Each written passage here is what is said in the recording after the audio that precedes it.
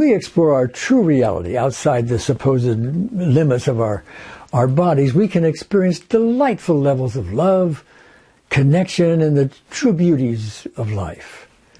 We're accustomed, of course, to sharing this love with certain people, with our pets maybe, and others, but how would your life expand if you were in love with everyone and everything, including insects, or in my case, a butterfly?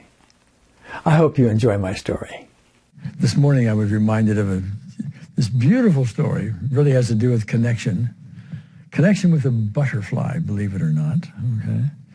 I couldn't speak to the butterfly. I couldn't do anything with the butterfly. But this morning I was sitting on the beach, and in my mind, I'm at that beach now, just like I was several years ago.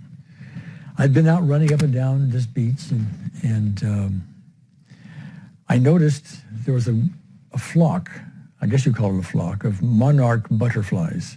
Maybe 100 or 200 of them had all come down, and they had landed right at the tide line, where the water was coming in and out.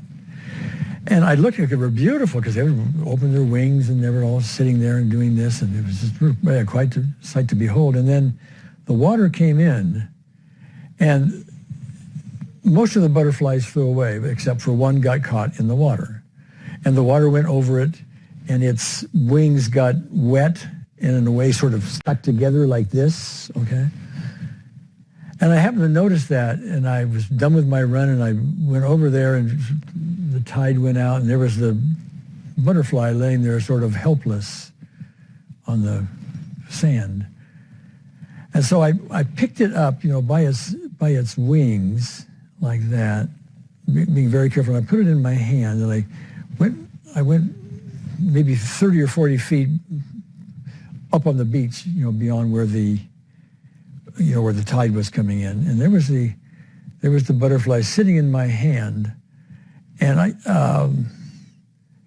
was just looking at the butterfly, and it couldn't move. It couldn't move its wings because the wings were stuck together with the water. So the only thing I could think to do was to just let the sun come in and let the sun dry out the wings. I had thought about maybe trying to put my finger in there or somehow moving the wings aside, but I would be damaging the butterfly. And the butterfly and I were in the process of, you want to say, falling in love?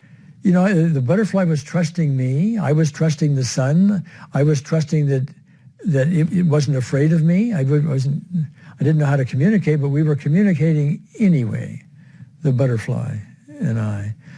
And I don't know how long it took. It took a lot of patience on my part. Maybe 20 minutes, I'm guessing, maybe 25 minutes, for enough sun to come, and then the wings sort of pulled apart, finally. The butterfly moved them back and forth a little bit. And I was tempted to go like that, but I just waited until it was ready, and then I somehow just started to flutter its wings a little bit. And what I did was I just went sort of gently like that, and it lifted off and just flew off like that. And so that was about 20, 25 minutes of connecting with the butterfly.